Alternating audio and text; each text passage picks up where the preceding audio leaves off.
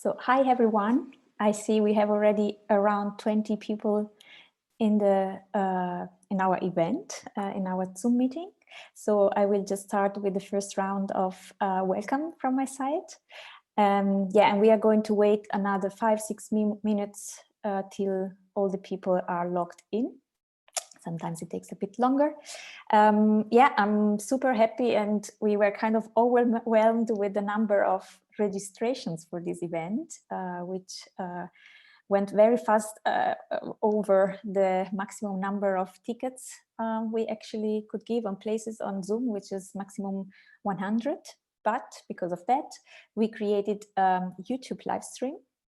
And you have the link is going to come in 2 minutes on your email through an Eventbrite email. It's going to, you can just read through and you have the link on the YouTube live stream. This means that all the people that can't enter the chat because, or enter the Zoom meeting because we are too many, or the people that are having trouble with internet, they can actually watch us on YouTube through this link. But still, I hope that most of the people can enjoy our networking event today. It's the second time for Circular Berlin actually doing this online. First time for me to organize such a meetup with so many people online. I'm really curious to see if this is working out and people can network in a way that many connections can be made. But of course, also today we're going to talk about circular fashion in a time of crisis. And at the same time, we are going to talk about circularity as possible solution to tackle many of the problems that because of the pandemic, the fashion industry is facing right now. And we are going to do this with 4 very special guest speakers. Very looking forward to introduce them in a second. And let's see, we are already more than 30 people in. We wait a couple of more minutes.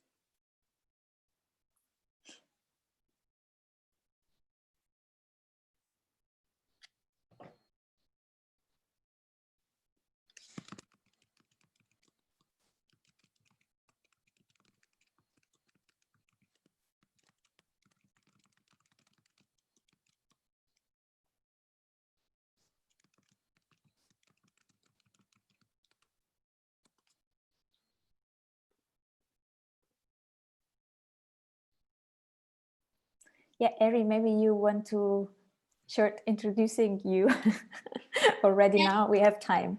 I wrote a little note in the chat just to welcome everybody. But I'm Erin, and I'm the co-organizer of this wonderful event with Ari and Circular Berlin.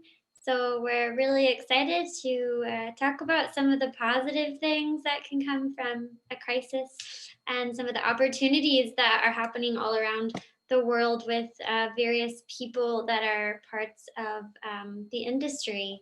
So I warmly welcome everybody. I think we have people from all over the world right now, and even people that I know are sleeping right now, but we'll watch it later. We'll watch the recording later. So we're so grateful to have you and excited that you are a part.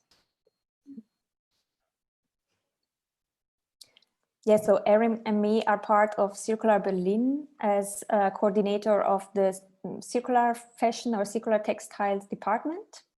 And this is the first project we are organizing together, very exciting. It was wonderful to work with Erin on this. And there are a couple of projects we are bringing on. And as one of the main knowledge focus we have at Circular Berlin, textiles is a very interesting field to explore, and we are super happy to be able to organize at least one of these meetups on this topic and having guests talking about circularity in fashion. And this time I'm very excited about the internationality of the guests. That normally we have people from Berlin, of course, but this time of course we have also two entrepreneurs from Berlin, but we also have somebody from Indonesia and somebody from US connecting and joining us in from different time zones. In US is at the moment is 5 a.m., 6 a.m. in California, not in all US, but and I think in Indonesia is already evening, 8 p.m. 9 p.m. Right. All right, I think we could start now. There are already 50 people who are joining us live, and maybe even more on YouTube. And yeah, so second welcome round from me. My name is Ariana, and I'm an entrepreneur from Berlin. I work as entrepreneur, as designer, as different things, project manager for different projects in the field of sustainable fashion since more than 10 years now. And my focus has always been actually circularity and how to bring more circularity and solution for the problem of textile waste. So I'm in Circular Berlin since 2 years, as I just said, working on different projects as well, but coordinating this department of circular textiles. I'm going to talk about Circular Berlin in a second, a bit more in detail. But yeah, maybe I leave the word to Erin.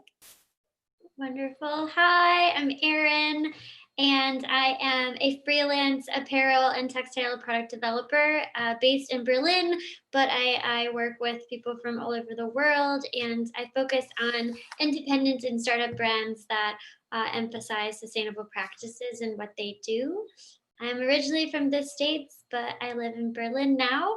And I recently come on board with Circular Berlin to help out with the textiles department and section, because I think it's so important that that I put my resources and my passion and my knowledge into trying to pave the way for circular solutions. And I'm very happy to be with you all today. So thanks so much. All right, so we get started with some, I guess, rules and admin stuff. Let's get that out of the way first, and then we can have the real fun. But we wanted to just touch base on a few rules so people know what to expect from the event today. It is recorded and live streamed, so just to make you aware of that.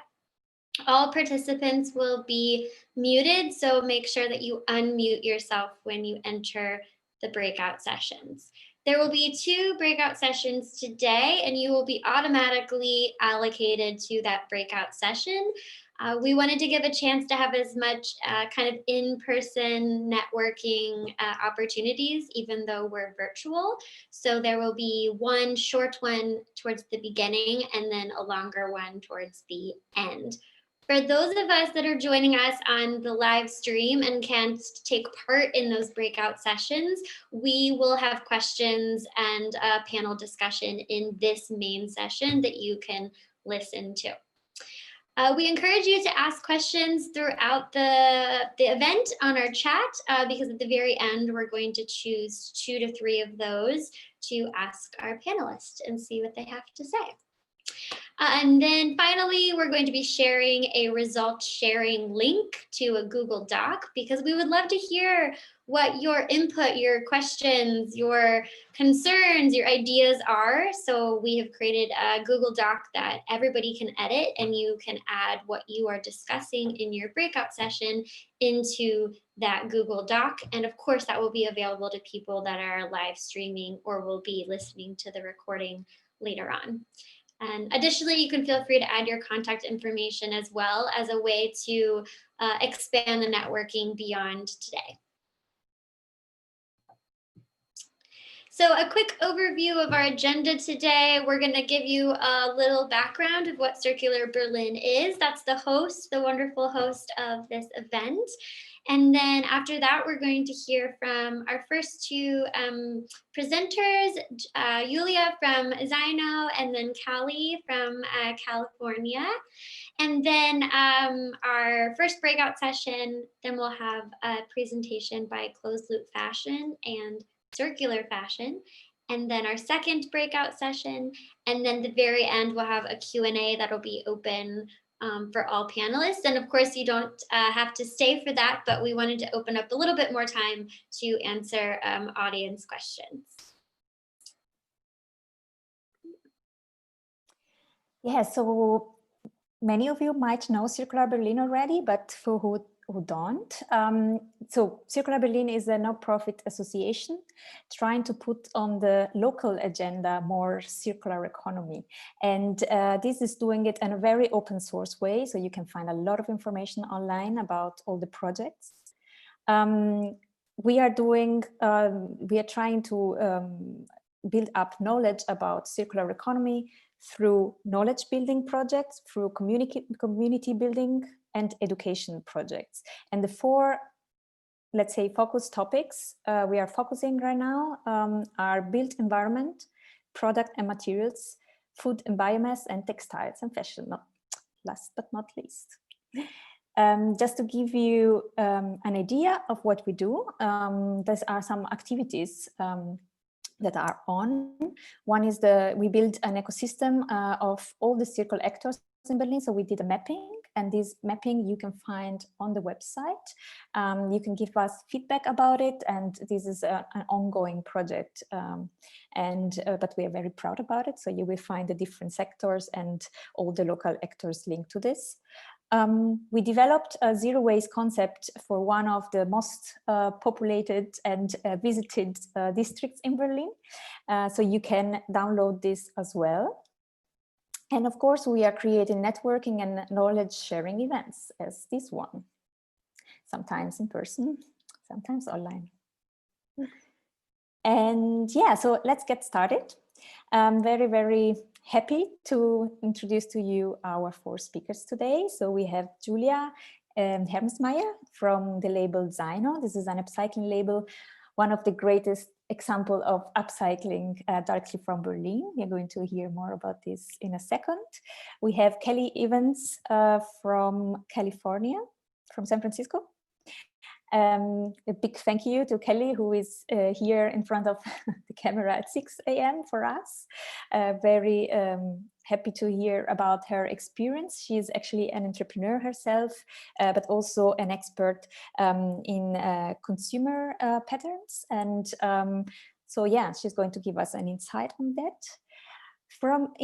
Joining from Indonesia, we have Marina Shaboon, founder of Closed Loop Fashion, which is a consultancy for more closed loop industry, fashion industry. She's working mainly in Asia, Southeast Asia.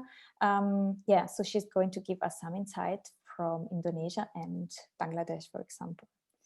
And last but not least, Ina Buddha from Circular Fashion. She's also co-founder and CEO of Circular Fashion, working with many big brands on their circular strategies. And she's going to give us a broader perspective about what are really brands facing right now.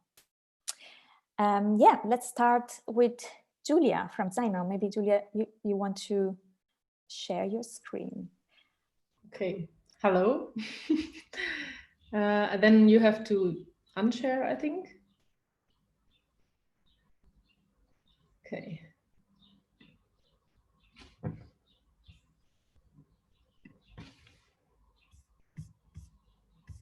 Oh, do you see my screen now? Yes? Yes, we see your screen. Yeah. Great. So yeah, I'm Julia. I'm the co-founder from Zyno Studio. My partner is Hannah, but she's not here today, so I try to do as best as I can to introduce us. yeah, we are, it's, you can see us up there in the left.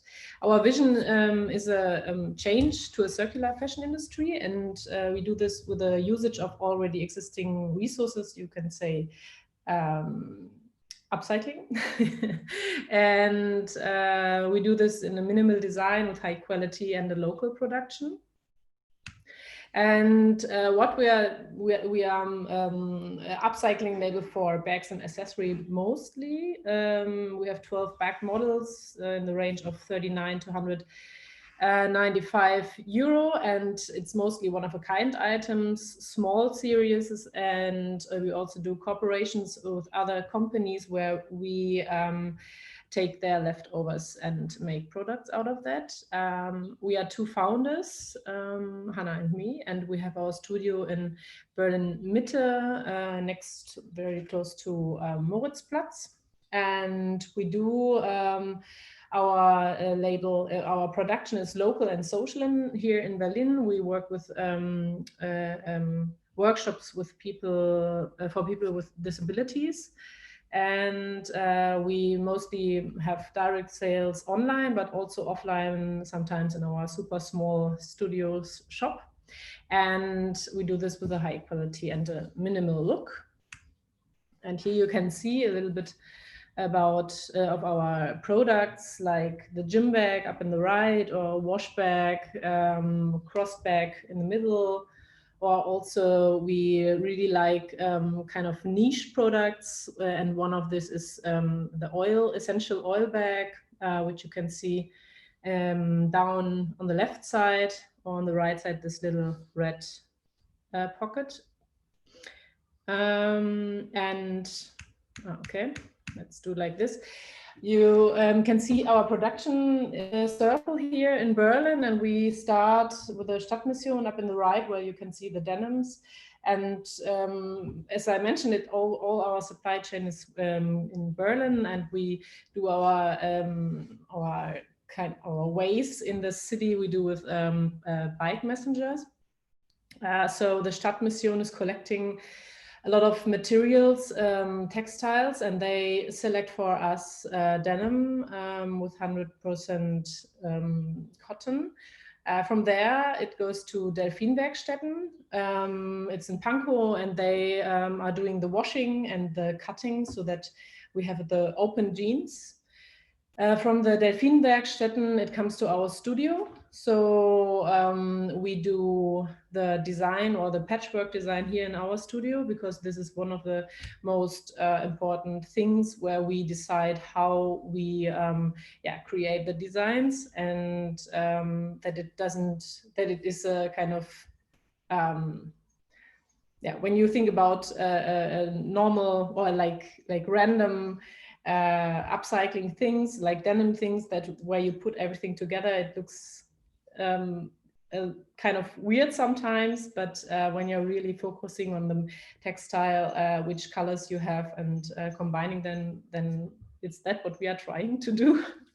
And from our place, everything goes to Factura, or also another seamstress, where they sew the bags, and from there it comes back to our studio, where we make everything ready for shipping. Yeah, this is our small circle in Berlin. And in the end, I want to say a little bit more about us. I'm Julia with the long hair on the left, now with the short hair, and I'm a dressmaker. I'm a designer, and I made my bachelor in Bremen in different fields. So not only, actually not fashion anymore, more in film and photography and theater, like this. So, and after that I worked a lot in different fields, so not in the fashion industry, but I was sewing a lot for myself. And about Hannah, she's also she's diploma designer, and she also studied in Bremen. And she had a little bit more focus, I would say, on fashion, but after she worked, had her experience in management, retail and marketing and graphic design and so on. yeah, I would say this is it about us in short. And I hope you could imagine a little bit how we are working. Thank you, Julia. Yeah, we could imagine very well. Thank you for the presentation and showing with total transparency how your supply chain works, your local supply chain. We are going to talk about this later again. Okay, I will. Yeah, and Kelly, maybe you can take over this the sharing of the screen.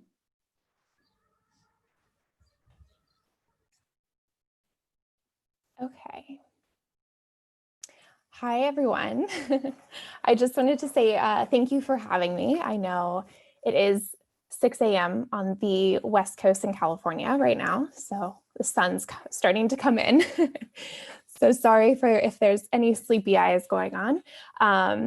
But I, as mentioned, am here in California. I'm kind of come at this from a designer's perspective, but mostly now I have transitioned into really focusing on customer experience. And I will dive into that a little bit more. I also wanted to start off with my background. I don't know if you can see the full slide. So going through university, I have a very strong passion for sustainability, but more on the side of within the luxury apparel market. So what does that mean within like doing these fine finishes? How do you make sure like it's still like local production, quality fabrications? So I do have my training in like couture style embroidery, and then kind of moving forward, like to build off that, my graduate collection, I was very passionate about just using sustainable fibers.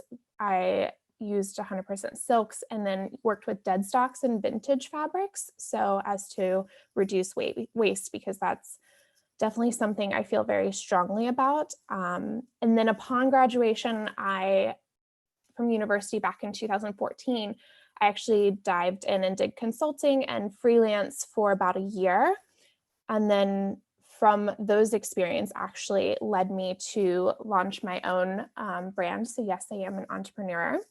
So that launched in 2015 back in Ohio in the States. And I did this for 4 years. So to walk you through a little bit of my experience there, that was about 4 or 5 years. So in 2015, I launched my self-titled brand, like recognizing there is a void within the luxury apparel market from a brand that, you know, emphasizes and really works towards sustainability. I feel like there were brands out there that were doing that in a little bit more of a ready-to-wear or casual brand aesthetic, and no one really doing it within that luxury market. So my production was all done in Ohio, either in-house or with a small batch manufacturer in Cincinnati. I am really passionate about doing small batch production, so I never produced more than 20 of a style to make sure there was like a high percentage of sell-through. And one of the biggest things I promoted as a brand was longevity of like style and product longevity within the fibers. And, you know, they were very simple, minimal designs that could really carry you through the years. So I did that for 5 years. I did show 3 collections that I did 2 at New York Fashion Week, which then morphed into almost solely focusing on private clients, which I kind of realized that was where to be more sustainable and to really promote, you know, buy quality pieces that are made to measure, fit to you, that you're going to wear for years and years and years to come.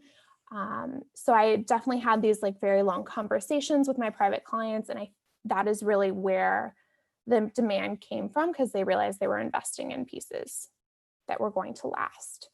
To kind of like, there was a little bit of upcycling going on while I was doing this, or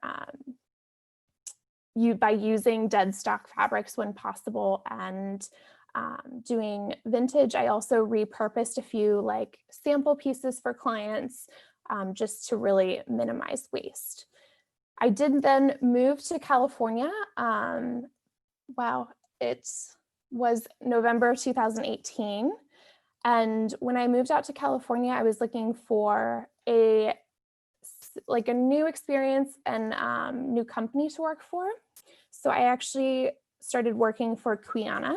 They are a local brand, and I was the assistant store manager in the Palo Alto location here. And I just want to talk with you guys about kind of the brand. I'm obviously no longer working for them because of COVID currently, but I want to give my perspective and why I really work with them. All of this stuff, they have some really great resources as well on their website.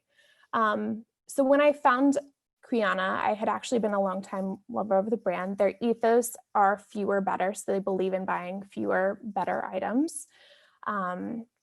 Like I mentioned, they just posted kind of some more really good graphics on their website to talk about their whole supply chain as well. But they also really focus on small batch production. They recently said that their sell-through rate was 90%, which is very high for industry.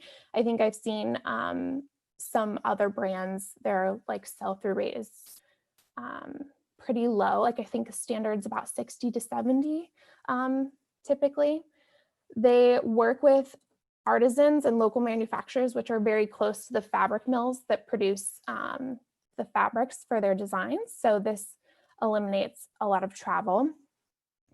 They focus on sustainable and natural fibers, doing a lot of silks, alpacas, wools, Peruvian cottons, Turkish poplins and things like that. They do have some environmental certifications as well. And they really just overall promote a buy less, wear more lifestyle. Lastly, though, to kind of, it's very rare here that you find a second life option or end of life option for your garment. But CUYANA has a partnership with ThreadUp. So when you are done, you can send garments to ThreadUp. They either recycle or resell them. And actually ThreadUp will give you a credit to shop.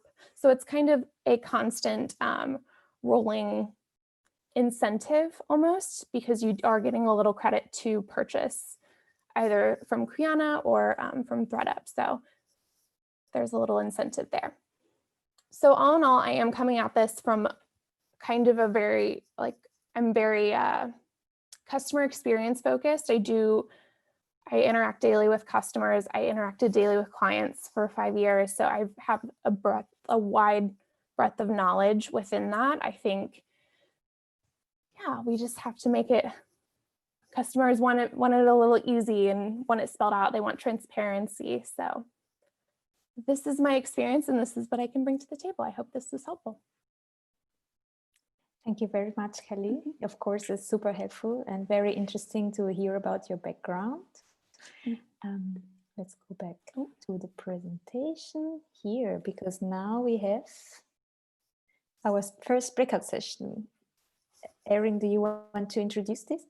Yes, so we're going to have our breakout session number 1. You will be automatically allocated to these, and you can see the number of what your breakout group is at the top of your screen. And this is just a chance to share your name, maybe where you're from, what you do, and why you chose to be a part of the event today. For those of us that are not in the actual live Zoom chat, maybe you're streaming or you're watching this in some other way, we're going to stay in main chat, and we have a few questions for Julia and Callie after hearing your presentations. So, oh, and before I forget, I'll mention it again. I will put the link to the results sharing document in the chat, and that way you'll be able to. I just put it. Oh, Ari already put it. So you can refer to the chat box and see the link there.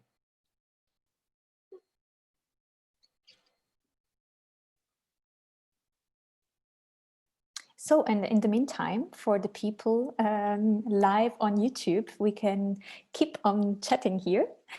Yes, I wanted to see if we have some questions. I think there was one question about Yeah. sell-through. And somebody's asking, Phoebe is asking, sell-through is selling all your stock, right? Is it Yes. right, Kelly? Yes, that's what it means. It means what percentage of what you produced actually sells in the end to a customer. And I did want to also mention CUYANA is a direct-to-consumer brand, so there's actually no retail markup. Traditionally, there's a higher markup when you go into like a boutique or a different retail setting. Can I ask you how many stores are locally distributed or globally? I don't know. Yeah, so actually we're just within the States right now. So I worked at this store here close to San Francisco, but we have a main city space as well. So we have 4 locations within California, 1 in Chicago, 1 in Boston, and 2 in New York now. So small but mighty. Yeah, but do you have any numbers about how many clothes or what amounts of clothes are returned as coming back for recycling or second-hand sales? Yeah, so because we work with a separate company for this, it doesn't actually go through CUYANA. I can't give specific numbers, but I will say, I mean, from even like a customer perspective, working in the store, talking with them, the amount of people that come in to then shop with their little bit of credit that they have is, I would say, maybe like 1 in 4 every so often. Like it goes in waves. I feel like traditionally when people, you know, are cleaning out their closet, they do the spring clean, they will send, you know, their garments to be recycled and get a little credit, and then they come in and shop. So it kind of goes in waves, and you'll notice that. Thank you. There is also a question in the chat box kind of related to this sell-through part of the shopping experience about what is at full price and what's at discounting, and just talking a little bit more about those 2 sides of the pricing game. Yeah. As I mentioned, so because the brand is direct to consumer, there actually is no discounting that actually happens within the company. They feel very passionate that the prices that we bring to the client are the best prices that we can guarantee. So that sell through is at full price, which is really great. Great. Yeah, we have another 2 minutes, I think. 1 minute, the regie is telling me. Yeah, so maybe a similar question to Julia. How is your pricing? Are you making discounts? And yeah, what is your policy about this? So yeah, actually we it was a kind of a way to calculate our prices, because when we start our business, we had more or less no idea how we can calculate it in a good way.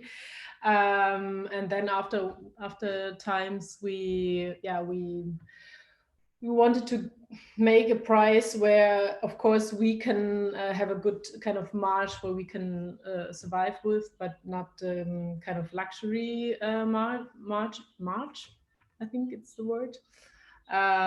So because we still want to keep the price as low as it can be, to have many people to buy it, because we know by ourselves that we don't have so much money, and we would like to buy stuff which is made sustainable, and many sustainable brands, of course, and it's the price is super high, and also our prices are not super low, but it's still, I would say, not in a luxury price category. And normally sometimes we do sales, but it's more when we have like some kind of bags which we don't produce anymore, and we see we will stop to do this this product, and then we do it, but it's not a really calculated thing or something. It's more, okay, it comes from the stomach, you can say. Okay, perfect. Thank you, Julia. I think the people are coming back now from their breakout sessions. Slowly. We have 40 of them, another 20 to come.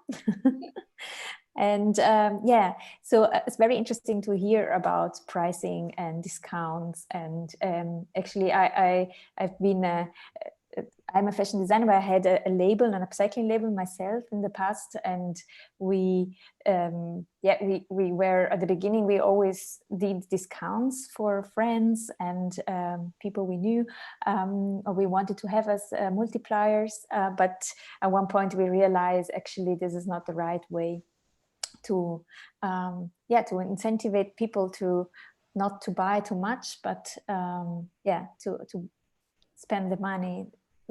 More money for what they really care about, for clothes that they will love then in the future.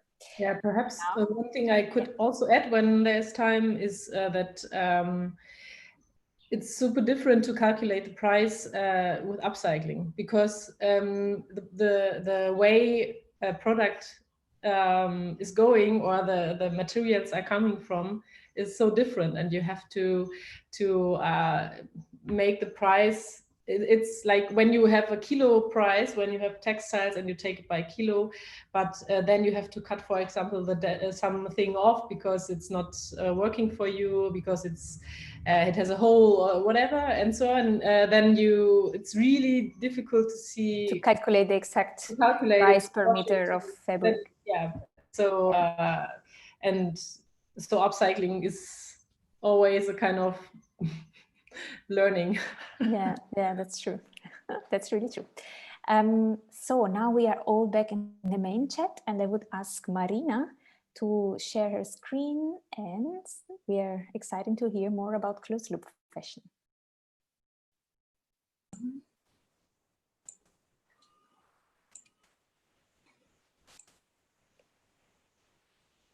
So can you see the screen? Yes. Perfect. Yeah, hello. Hi.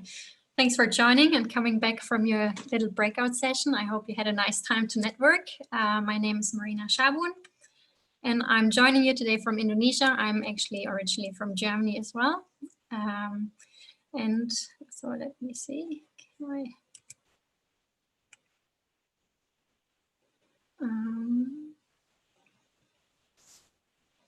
Okay. So it's working. Sorry, we have very slow internet in Indonesia, so let's see if it's technically working. I'm the founder of Closed Loop Fashion. I'm a sustainability manager, and I founded Closed Loop Fashion formerly as Beyond Fashion about 9 years ago, and over the years it has been rebranded and restructured into what it is today under the name of Closed Loop Fashion.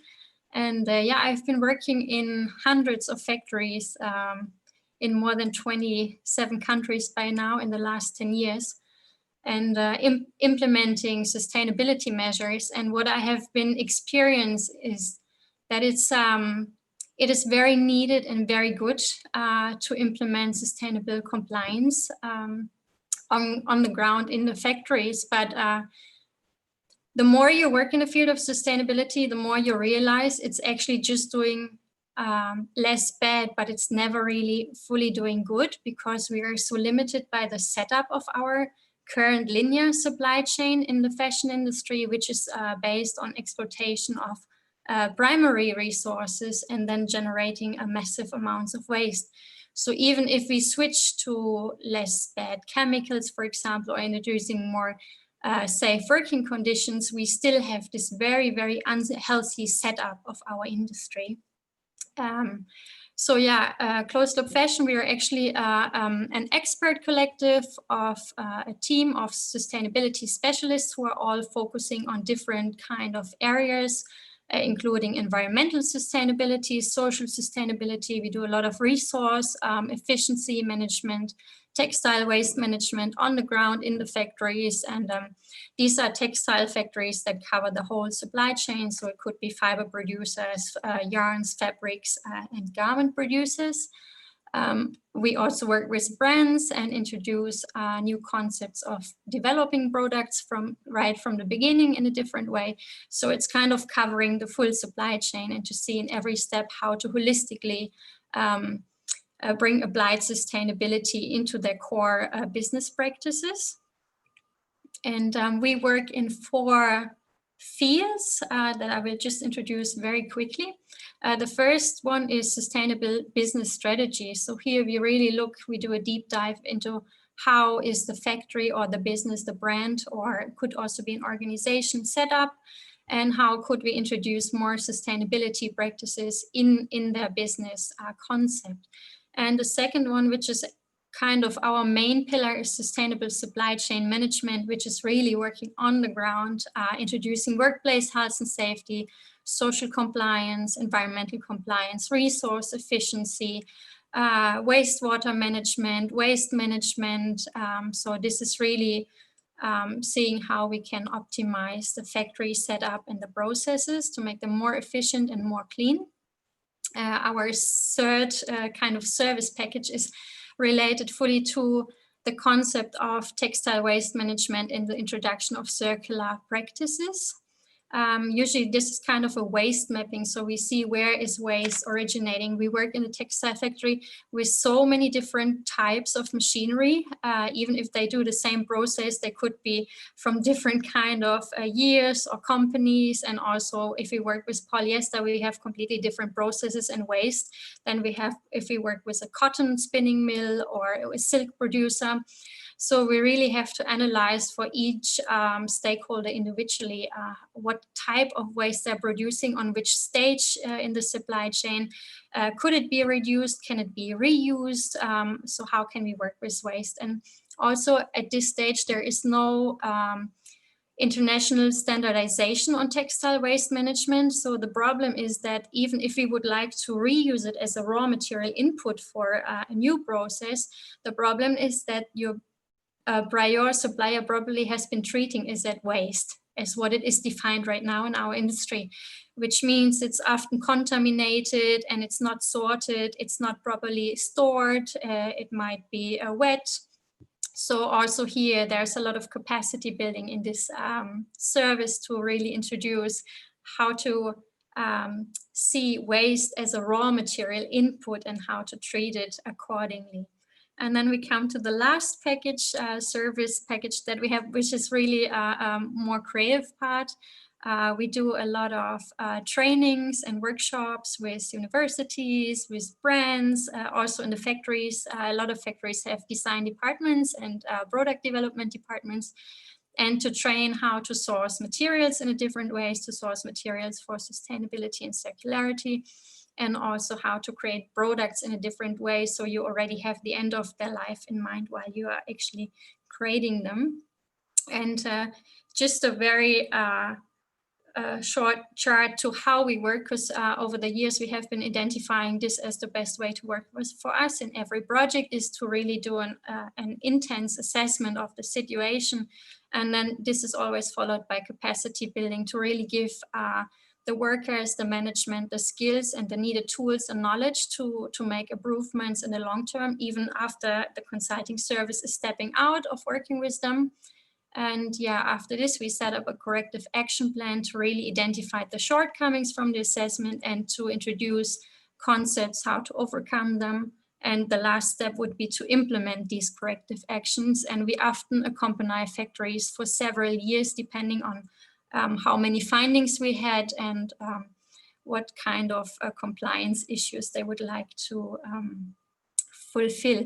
Yeah, you can visit the website closedloopfashion.com. We have a full range of some projects that we're currently working on. So it's really nice. We have some very exciting things. Currently, we're working on a project with the United Nations Development Program to create or develop a national circular economy strategy for Indonesia, for example. And we have a very big project running for setting up a factory for fiber-to-fiber recycling for polyester waste from pre- and post-consumer waste.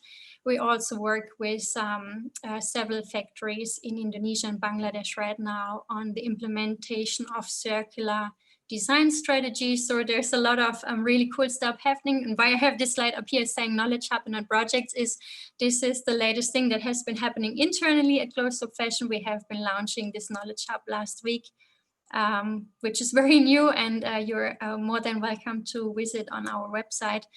We hope to build up a platform here where we can all inspire each other and introduce what each of us is doing and working, and what kind of nice circular fashion concepts people have been coming up all over the world. And I quickly would like to share a 1-minute video. Second. Do I still have time, Ari? Is that okay? Yeah, that's okay. We are good with the time.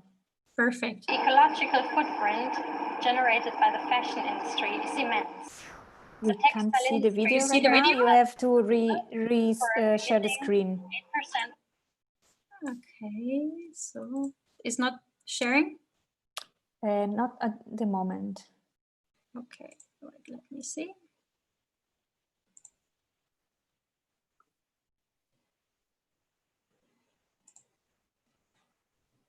Yeah.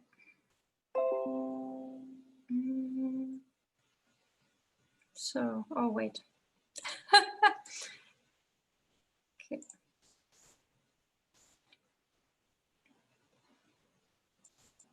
So sorry, it's very slow here. There.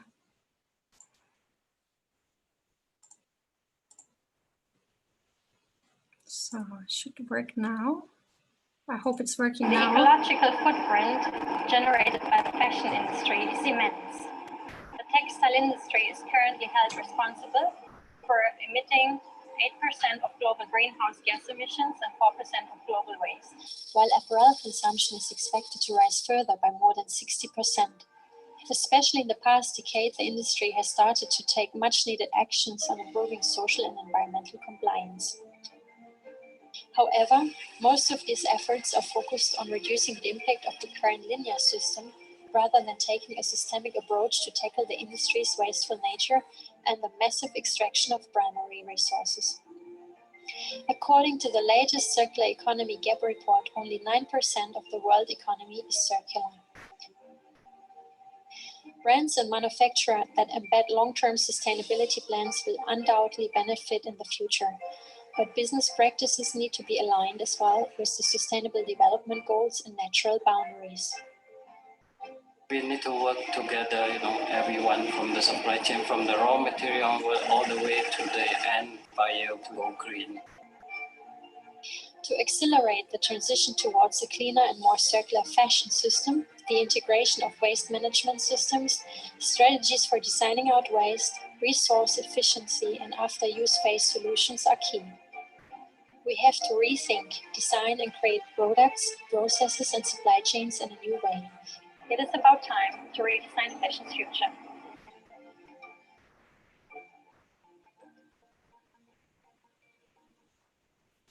Thank you, Marina.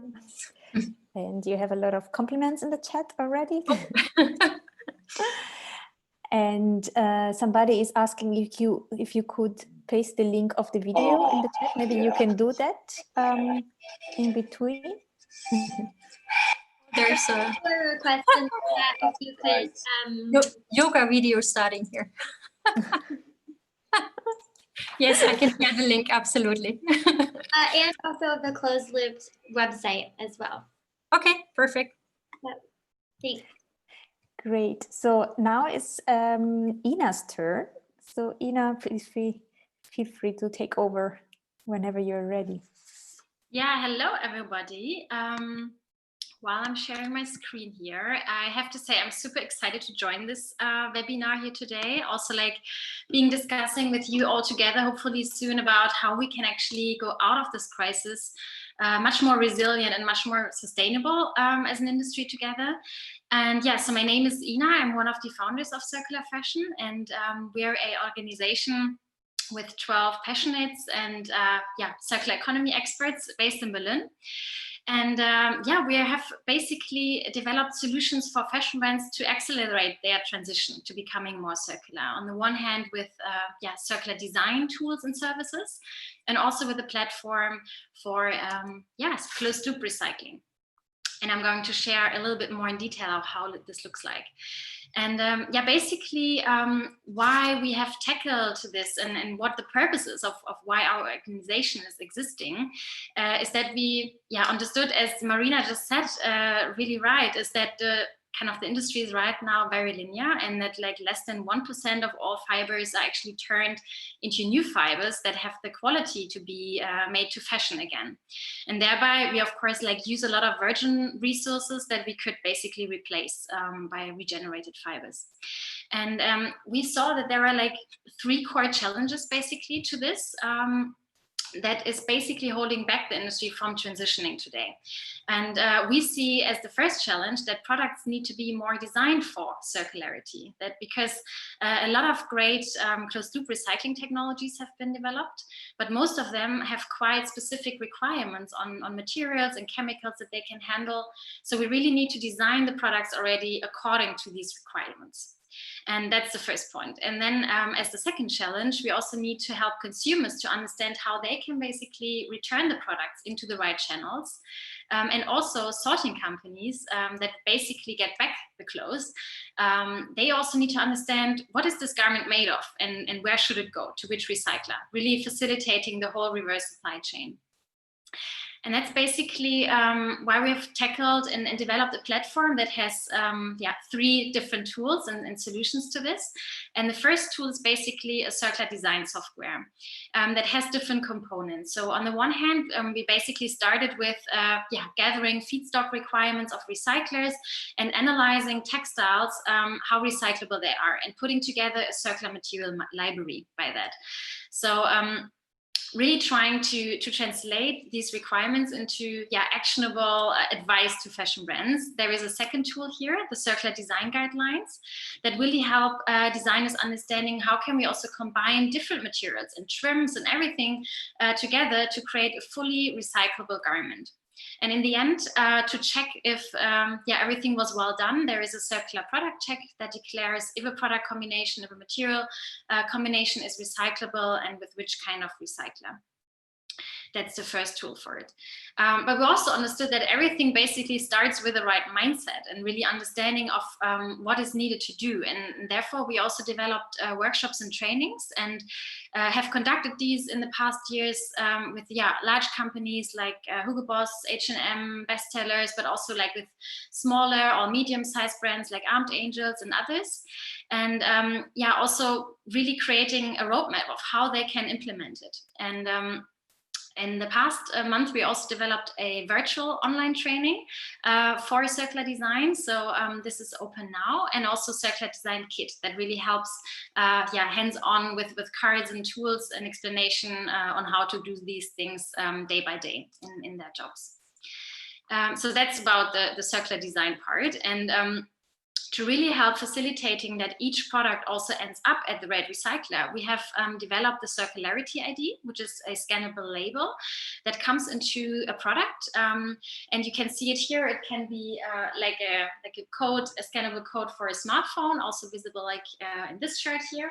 But it also is basically an invisible thread or button. Like there are different solutions that can basically also tell it to sorting companies. And that's what I will show you soon.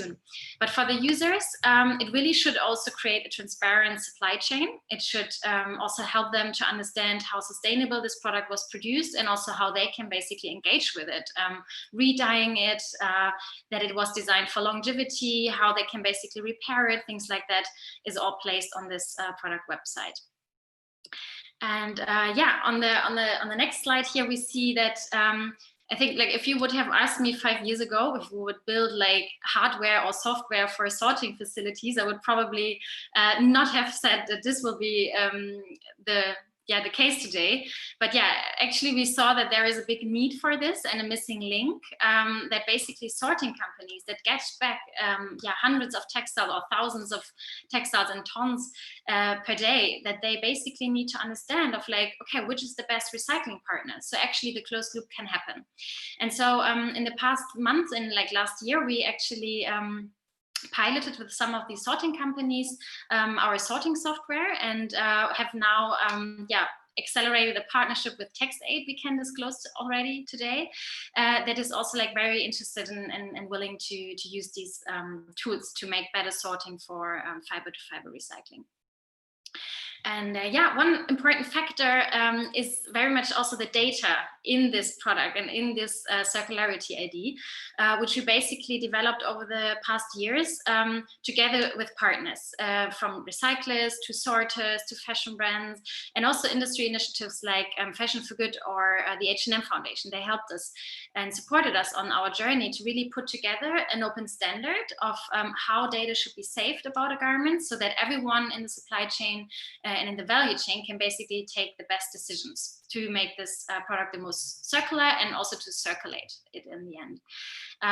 That's basically a summary of what we do, and we're very curious now to get into discussion with all of you. Thank you. Thank you, Ina. Very exciting also to hear about new fields and projects. It's great. Very exciting also to hear that you're from a software, you're also going to combine software and hardware to really bring forward innovation on a technical and technological level. That's great.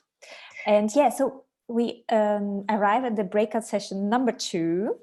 Wait, sorry, I thought we were going to have our questions first. You're right. So let's have a first round of questions. Yeah, that's true. Sorry. No worries. Those breakout sessions are so great.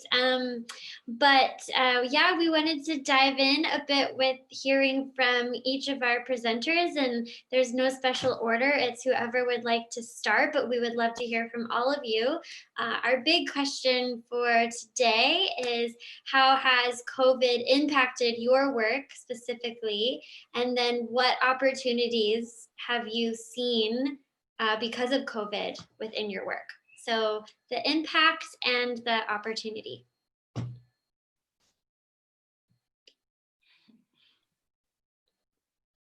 Maybe Julia, you can start, or Ina, Julia. Actually, our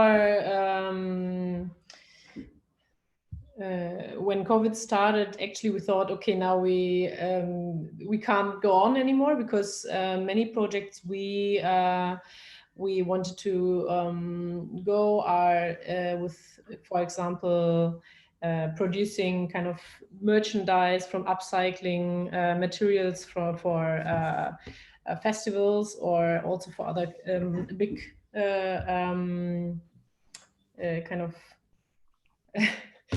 kind of festivals, and so all these projects were gone, obviously, and then we were asked to start with masks, and we at the beginning we said, okay, no, we are not the mask production place, and we are not really sure about it, because there were many issues to which we heard about, but after a while, like some days, we researched a little bit and started then to sew masks, face masks, and with this, actually, it was a kind of helping for us, because we produced a lot of masks, and now also the bag situation is coming back, like bag sellings, but it's not quite easy to handle this situation, because also, of course, the mask production now is getting less, and not sure how we will go on, actually.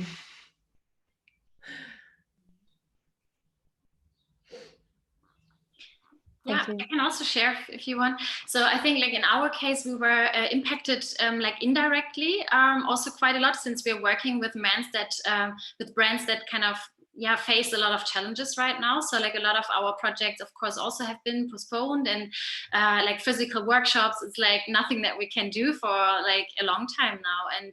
And that was why like we actually also in the very beginning, we thought, okay, how can we now kind of reconsider how we can use our resources the best to really like help fashion brands starting off on the right foot. That was basically our consideration. And like on the one hand, we have like further developed our formats that were anyway, a lot of them already virtual, but like even more like to really help them using the time that they cannot really, you know, produce more fashion, etc. Like makes no sense to really understand, okay, how can we do in the future do better at this? And like, how can we, for example, design products that are way less seasonal, because it's like incredible how irrelevant products become in such a short time now also with this in this situation facing it.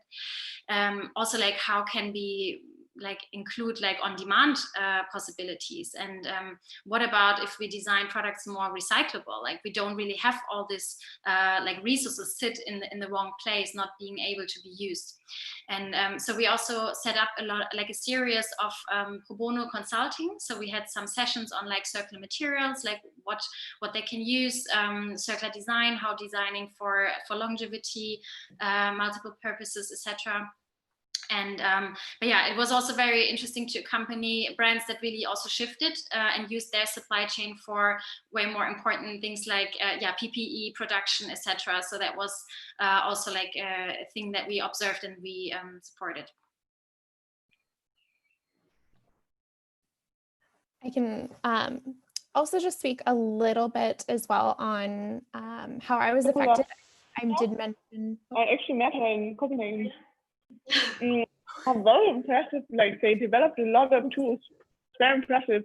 Hi, Marion. We can hear your voice. Your video, your audio. Okay. That's okay.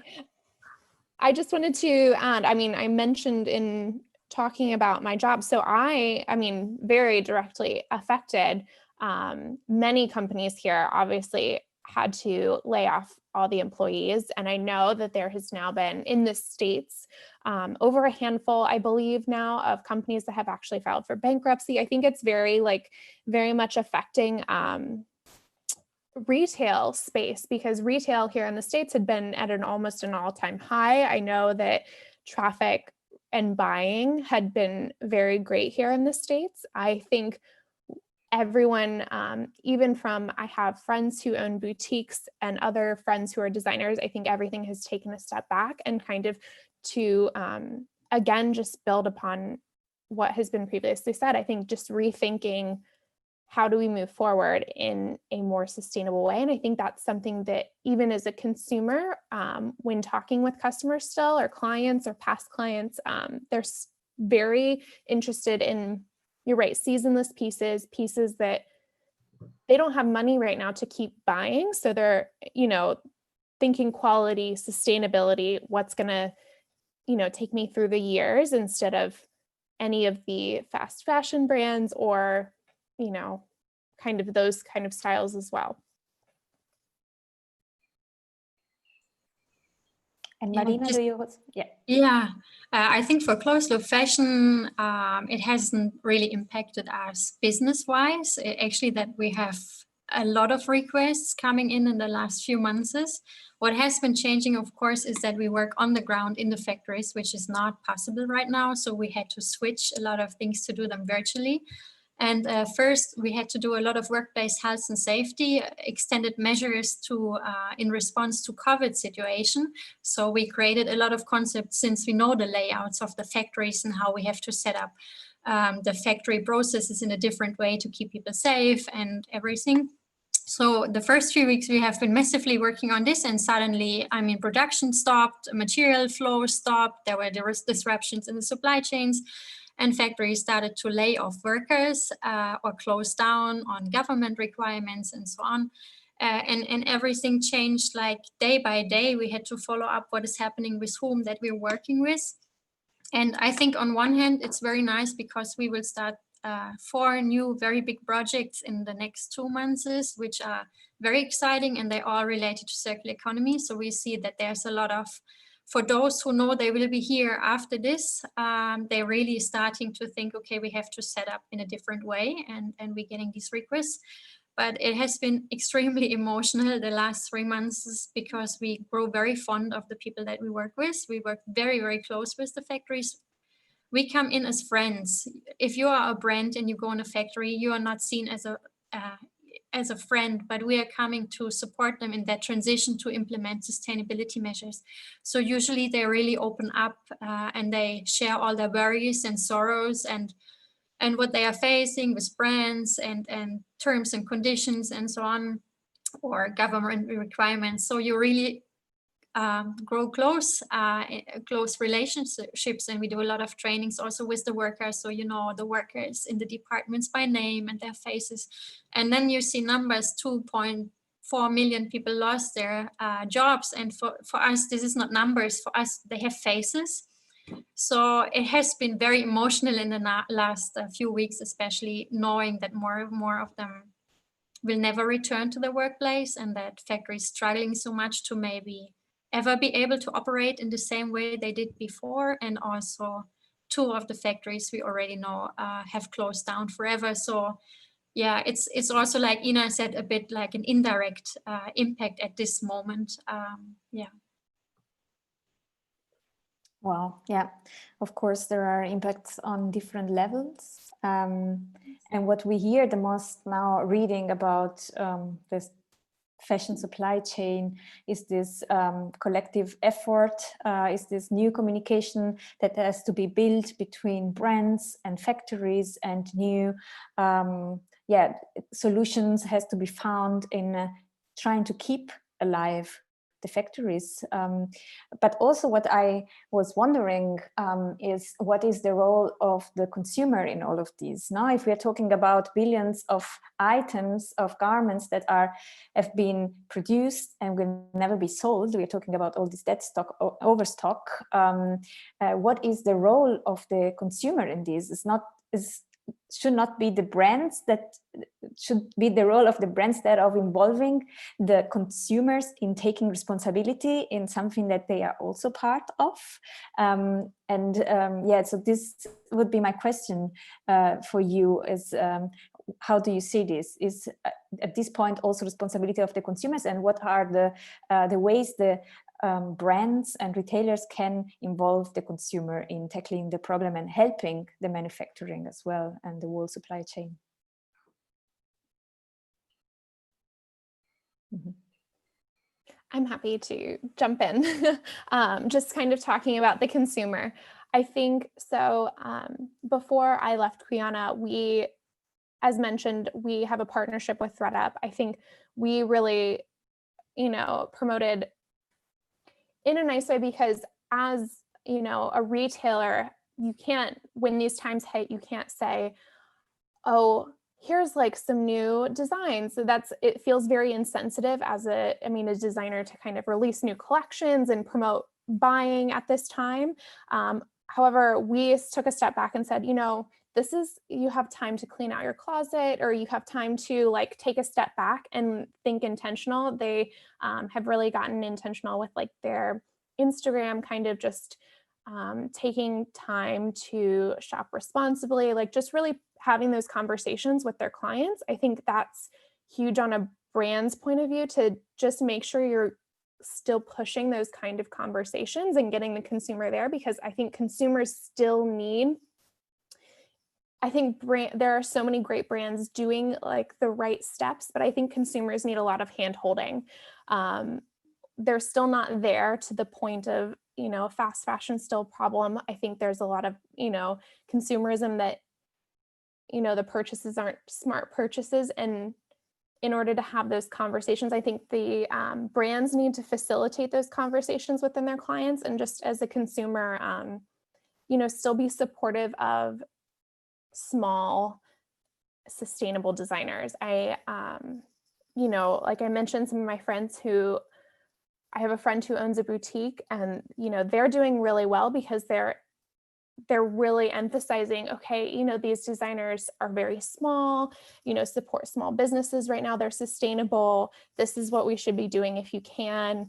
And these styles will still, you know, they're very seasonless, that's going to get you through the years. So I think having those conversations, and really this is the time to completely try to really push the change of mindset, which is something we haven't been able to do, you know, within consumers well, because fast fashion was so readily acceptable or accessible. So this is the time to really have those conversations, because everyone's taking a step back from buying. So why not facilitate that? Yeah, absolutely. It's interesting that you do bring up Instagram, because I'm curious of how what the panelists think about the role of social media.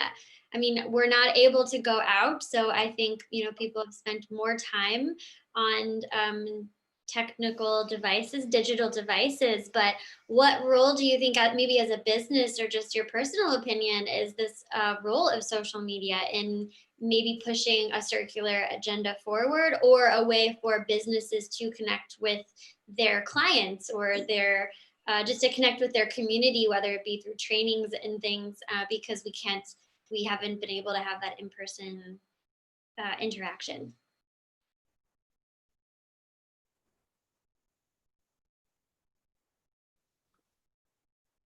I think Marina was just about to say something. I'm sorry, Kelly. I just saw she's not muted.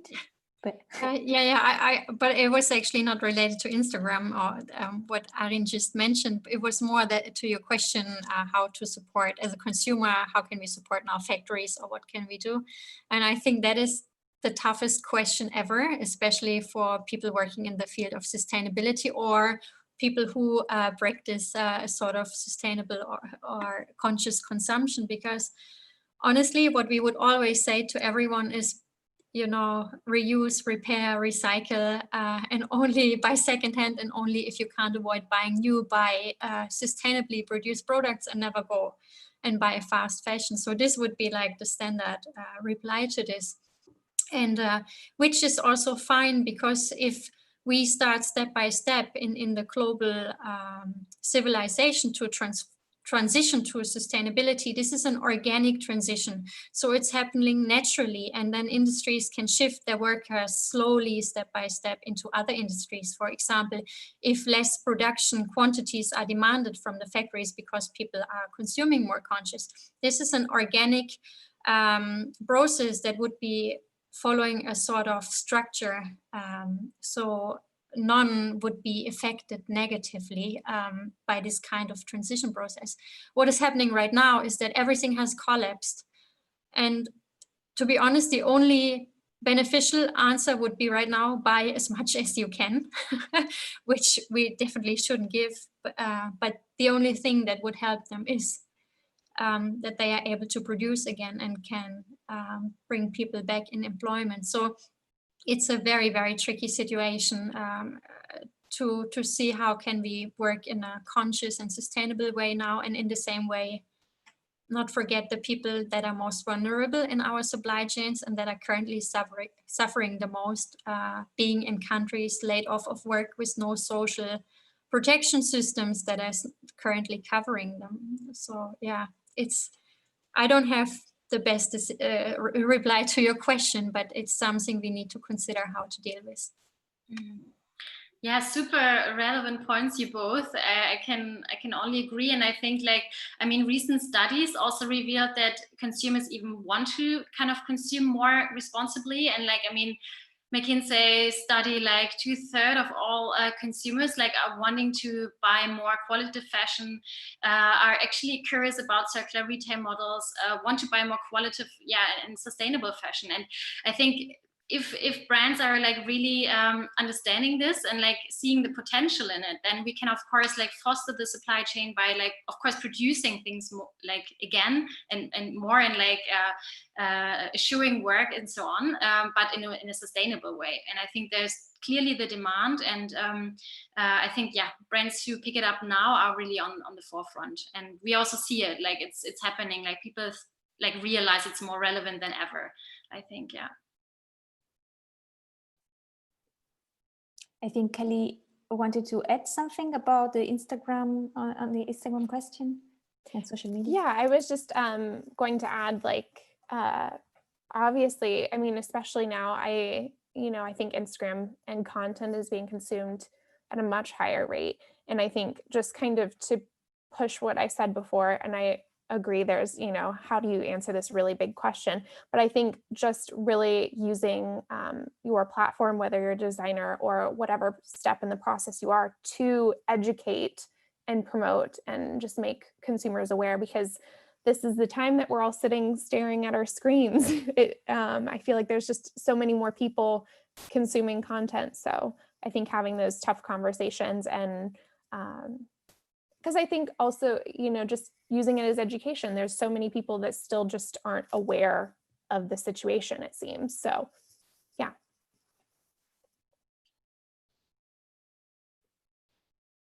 Thank you for that feedback. Those are some really great points. And I think being honest too about the fact that there are no black and white answers. It's a very tricky, layered issue at hand.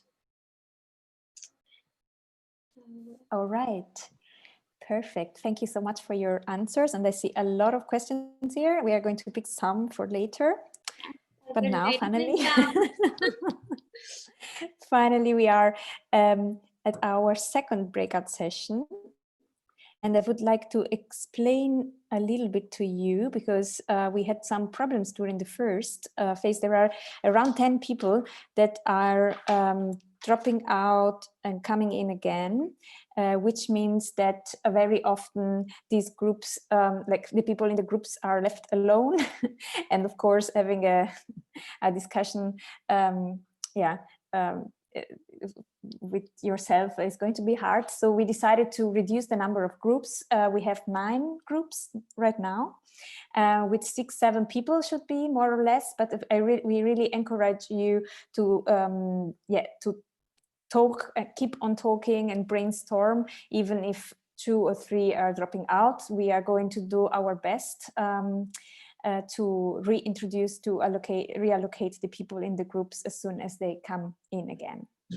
And so the question we have for our breakout session number 2 is, what are the opportunities for the system to become more circular now? So what are the opportunities for the fashion industry to become more circular? And we really want to hear the point of view of all the participants. Of course, it's very hard to do this.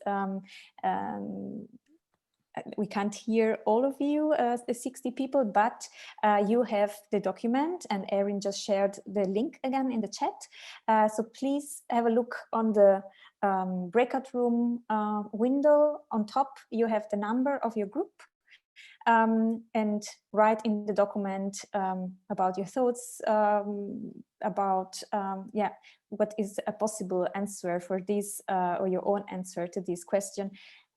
In the document, because at the end we are going to work with this document, and of course give an open source documentation of all your ideas and brainstorming. So very excited and curious to see what you're going to talk about in the sessions. So you have 50 minutes starting from now.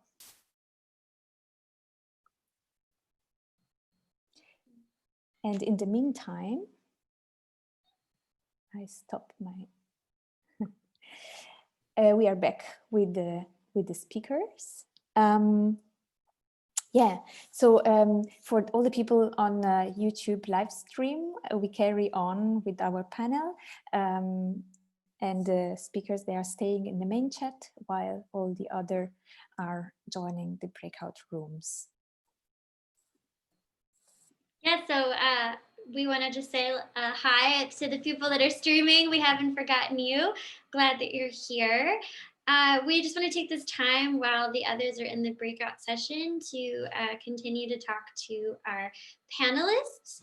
And a question that we're curious to hear about your input, it's been talked about a little bit so far, but the consequences on the reverse supply chain during COVID. So recycling, secondhand circulation, upcycling, and dead stock and overstock. So those things have come up a little bit, but the impact on reverse supply chains at this time.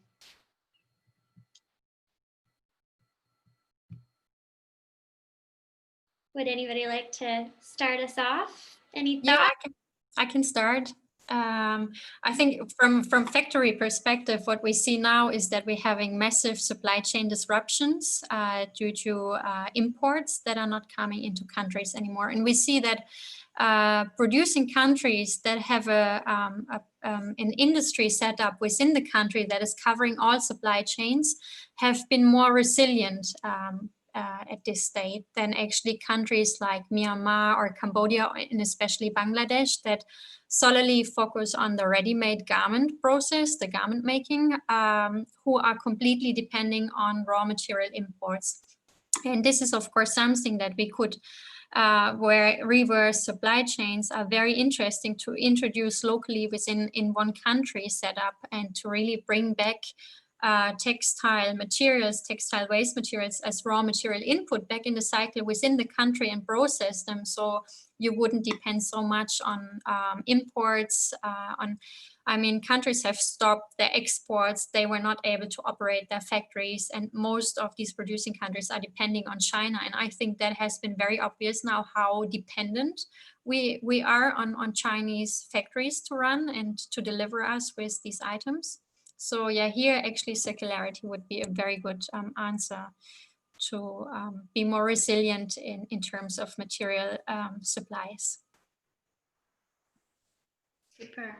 Yeah, and also like regarding the on the one hand the post-consumer textiles, like there was some things happening that of course people are like cleaning out their closet, and like a lot of things were donated, and actually there were some situations where sorting companies were like overwhelmed by the amount of clothes that came there. It's like I was actually also quite surprised by the fact, but there were some that actually mentioned that people should stop donating for a time. I mean, this was just, you know, like a pause, but I think one big factor is that the secondhand markets are saturated anyway, almost. Like things are, of course, like sent abroad, etc. And like a big challenge is to actually identify like good markets for like re-commerce and like reselling things, and actually finding better ways for it. And something that we really see as an opportunity here is to by, like, for example, labeling products with more information. You can find much better like secondhand customers for it, and instead of like just sending it abroad, where maybe products also like really rather destroy than really help. And so one thing that we have discovered already some months ago is like to create like re-commerce offers for fashion brands, so that they can actually receive back their clothes, and like offering it again for like maybe even a new target group that is more interested in like consuming this particular brand as a secondhand product with them. So that's like some things that developed here. And I think also in terms of the all the overstock that is now existing, it would be much more valuable if we would know exactly how they're constructed, and like you know, where to go. And I totally agree also to Marina, like we really need like more regional closed loops there to really know, okay, what's the best regeneration option in this particular region, because if we're sending things around, it makes things worse. So we really need to identify this and like save information about products, and calculating this. So this is also something that we take into account with like the sorting software, that it also has this parameter of, okay, what's the most local solution here, like where to send it in the best way.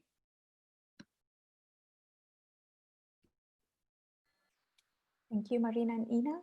Perhaps I can say something, because we have all our supply chain local in Berlin, and we had no problems with any materials actually. Of course, we had problems with the situation of our production places, because also there the people couldn't go, and we said in the end, we said here by ourselves, and we're starting to sew the mask, but so for us it wasn't such a it wasn't a big problem to get to our materials, which was super nice, and where I always we are always discussing how, and in Berlin is it's growing as a kind of community about recycling or upcycling materials, because I would say it is not the absolutely best solution for the future, but it is for the next future. It is a really good solution, because of course in the end it should be should be a system where all materials could be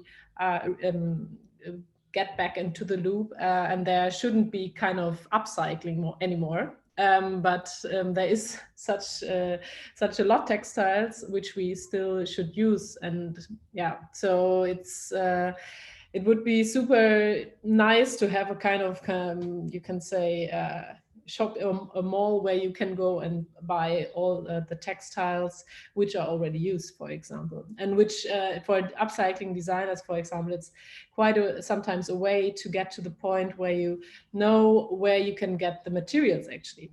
At first, perhaps you take your private or from the friends the denim, the jeans or everything you want to upcycle, but then when you want to produce more, you need a kind of place to get it or to buy it. And because it exists a lot, so when you collect from your friends and family, you have already a lot, and then you can imagine how much more there is only in your city. But Julia, was it possible for you to go to sorting centers and to get the materials you needed, secondhand clothes you needed in this time? Actually we don't. Yeah, I think Hannah went there, but our situation, we already organized everything so well that we only call there, and they know already what we want, and then we have the bike messenger, so we are in our studio, and we are only organizing this like to bring it somewhere. Yeah, so it wasn't necessary actually for us to go there. So we can say that your local business is already kind of resilient to any kind of crisis, as long as the sorting centers are working.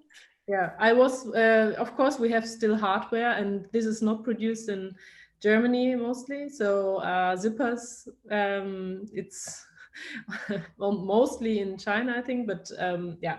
So there I was a little bit worried if we have a problem with zippers, for example, but it wasn't in the end.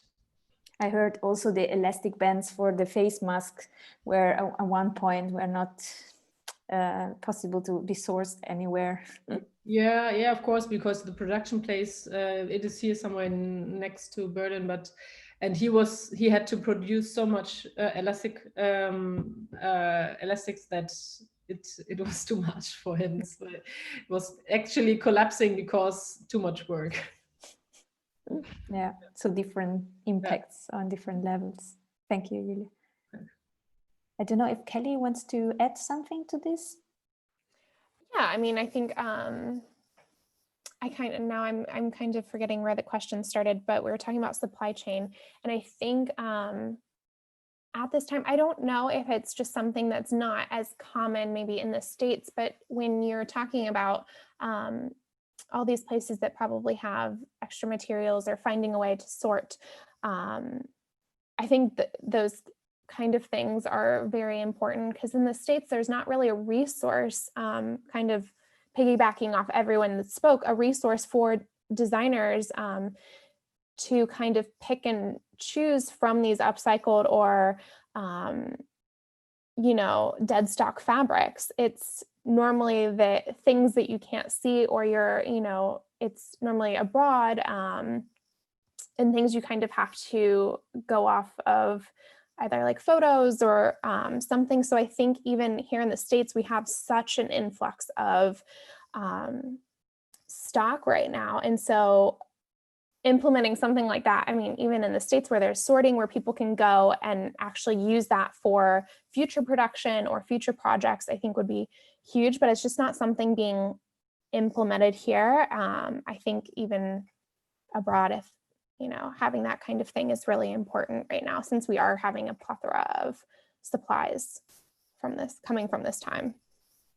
Perhaps I can add something, because it wasn't implemented before in Berlin too, and I don't know any city in Germany where is this already implemented. Oh, okay. And there I can really say thank you to Ariana, because she actually started this more or less. They are the kind of the idea of working or making the cooperations with upcycling designers from the Stadtmission. So it was a kind of passion from her as an upcycling designer implementing this at the Stadtmission, and then it went on, and Ariana is not working anymore at Stadtmission, but it's still going on, because they noticed that it's a big market actually, and more upcycling designers are coming there now and buying their textiles there now. It's super nice to see how this is also growing, and how they try to make it more how you say, efficient or yeah.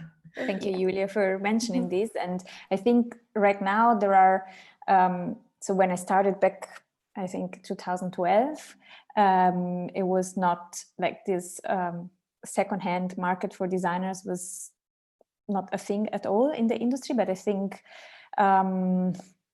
by now there are many international companies also working in this way. For the people who don't know, Stadtmission is a local charity from Berlin, Berliner Stadtmission, and they're sorting out a very big amount of secondhand clothes. I remember at the time I was there, it was like 20 tons per week, something like that. And it's a small charity, and it's only getting donations from Berliners. So it was already kind of impressive, the quantities they had there.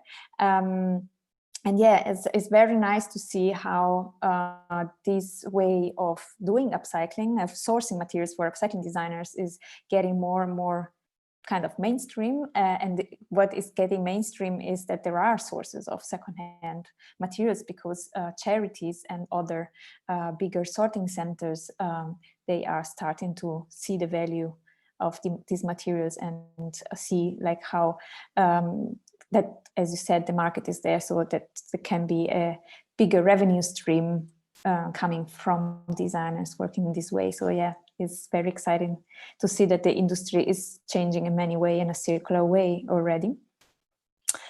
Yeah. So I think all the people in 1 minute from the regie. In 1 minute, the other participants will join us, and I'm already a little bit looking in the chat through the questions. There are a lot of questions also from YouTuber people watching the live stream. I think one of the questions, or Marie Butte, she's also mentioning that in Berlin during the COVID times, there's this overflowing of secondhand textile containers, and so that, as also I think Ina said at one point, the charity said, okay, stop, we are not able to work in our normal rhythm, and of course we are not able to to face now all the huge quantities of secondhand textiles that the people had finally time to to sort out of their wardrobes in this quarantine time. Yeah, that's true. And of course, this is changing a lot on a local level. Yeah, not only how a designer works, but also like really it makes clear what our the way we consume to what is bringing to, and that is making a proper disruption on a regional, local level, and that is becoming a big problem for municipalities to tackle. At one point, I mean, if the charity don't make it to sort out the clothes, these clothes are going to become general waste, and general waste that is going to be incinerated, or in other cases landfill. I don't think this is the case in Germany, but in many other parts of Europe and of the world, this is the case. Yeah, I think now we have slowly people back from the breakout rooms. I don't know, Erin, have you been in the results document already? Did you have a look? I have been. Yes, we are seeing a little bit of action, slowly but surely. So people are using that. And then there have been a lot of comments and feedback in the chat. So we're appreciative of the action that's happening there. Great. Yeah. Yeah, I want to make a first round of thank you for the participants who have to leave, because we actually advertised this event to be 1.5 hours long. So I guess some people will have to leave right now. We reached our time, but we decided to give another extra 30 minutes time to be able to actually answer some of the participants' questions, but also to give to the participants the possibility, the opportunity to go back to their breakout rooms if they want to keep on networking and talking or discussing about the question or the topic of this event. So we are going to start a new breakout session now. And you can decide if you want to stay in the panel discussion. There are going to be a couple of more questions in the Q&A with the speakers. If you want to join again your group, your breakout session, then you are free to do that. Maybe a little comment from moderation. A little bit different on breakout is I noticed that some of you joined back and join there. So if you want to come back, it will be not necessarily 100% the same breakout room, but definitely with people if you want to be there. Could you hear Dina talking? Double, or really maybe Dina, you can write in the chat what you just said. Okay.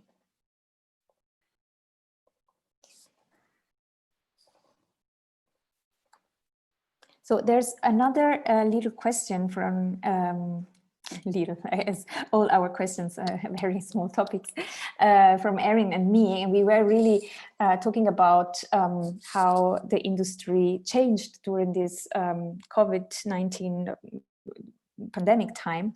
We wondered about the role of technology and virtuality in talking with your customers, or in general for brands to talk to the customers. We had already social media, but would be very interesting to hear more specifically from your personal point of view and the point of view of the brands and the clients you have, how the communication changed and how you use technology in the processes that you were not used to.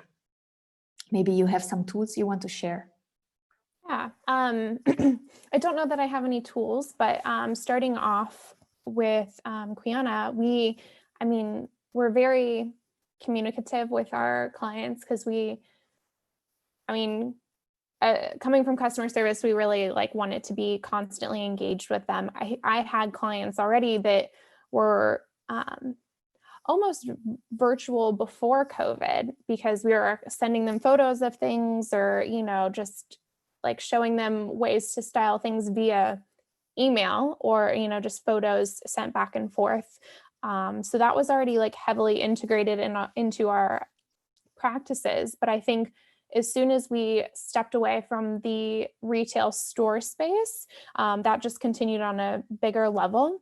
I have also seen for a lot of companies here, the or small business owners, the virtual styling has been very big. I've seen people, you know, where you go on more of a live stream and showcase on a actual physical body, you know, some garments that, you know, how that translates 3D, whereas, you know, sometimes on a website, you're just seeing things 2D. So that I think has been really integral. I think that just adapting and changing with, okay, how do you still create that experience for a customer while socially distancing? I think just constantly being engaged and having different points of contact. I think, as we mentioned, Instagram has been huge. Just having like a live stream to have an open conversation and feel a one-on-one connection. I also have actually loved tuning into some of the businesses I follow who are doing more conversations with the designers, because I think in general in fashion, we have a hard time with transparency across the board. Like even from the consumer all the way up through all the people who have a hand in things. Have loved seeing videos of people showcasing a lot of the hands that either work on the garments or just even the designers. I think that has been a tool to really connect. Everyone's wanting personal connection now more than ever. And I think that creates a connection with a brand from the consumer perspective.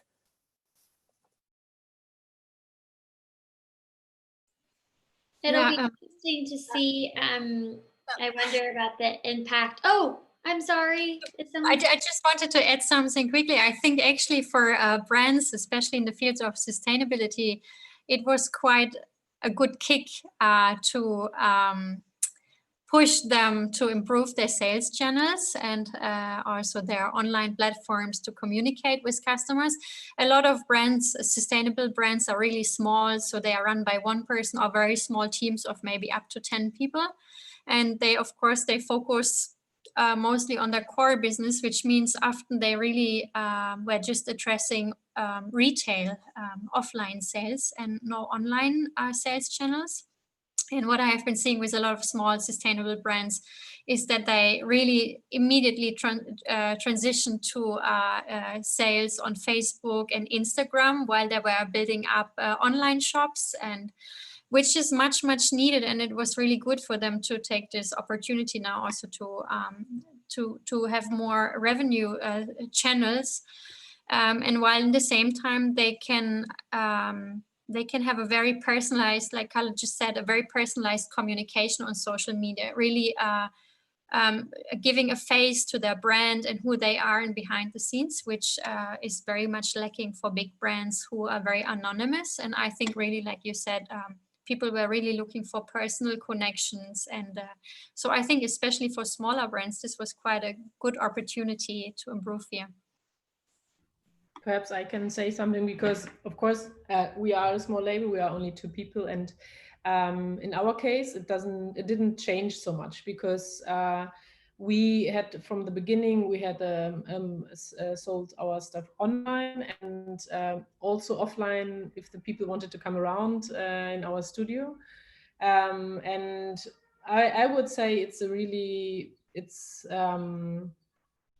a super personal situation with us and our customers. Of course, it grew now a lot, but we are still what you said also, Marina, is that even Instagram perhaps is kind of not personal. It can get quite personal in a way when you want to say personal.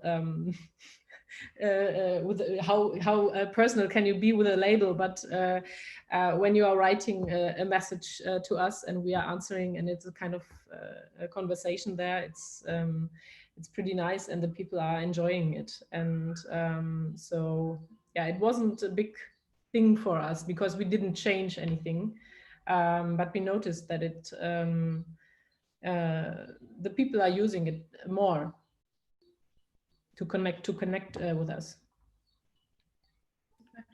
I can also maybe share, like for us, it was quite interesting to discover like a lot of new methods and possibilities to that. So I think I mentioned already in the beginning that we like merged one of our like services, the workshops, which are usually like 2 days offline workshop in a room with like 20 or 50 people to a virtual training. And of course, then there is the question, how can we create the same like energy and like accompany people doing these exercises and so on.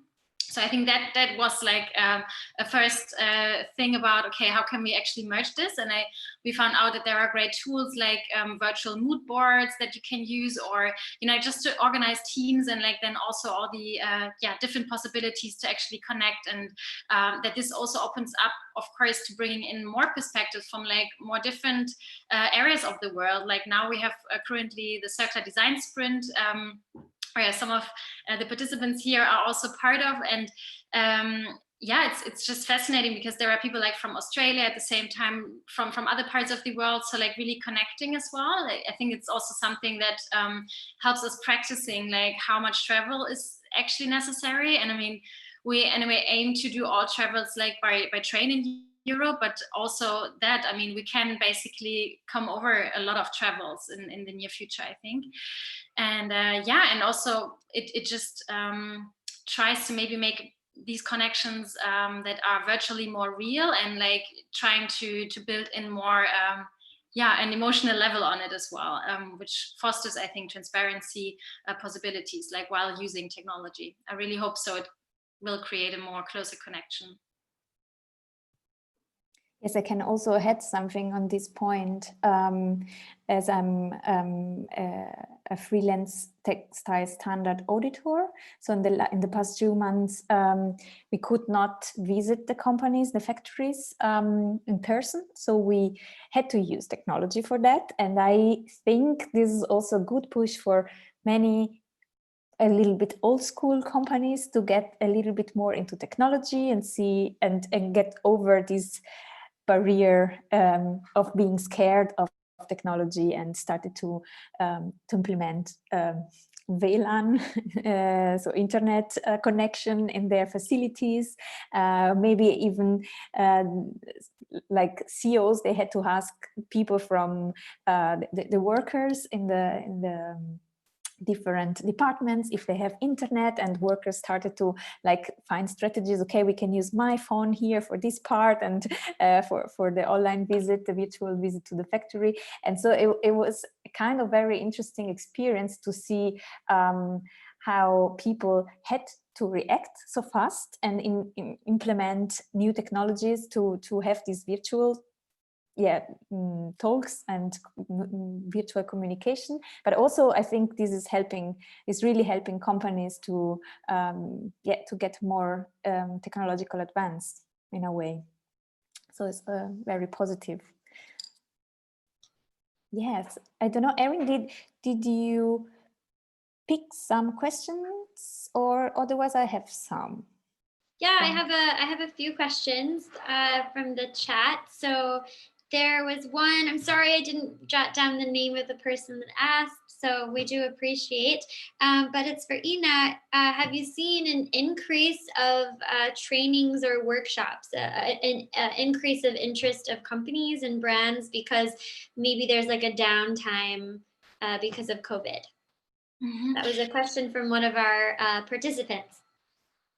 Yeah, so actually I think we will have a quite busy fall this year. So like there are like, of course, a lot of things that were like postponed from before to there, but like also definitely an increased like reach out. So we definitely see that there are like companies that are maybe not yet sustainably operating, more contacting, and the ones that are already sustainably operating, they're also like questioning even on another level of like, okay, how can we now, make circular product checks about our products to really see what could we do with them, like with the overstock that we have anyway. So I think there are a lot of more things that are now relevant.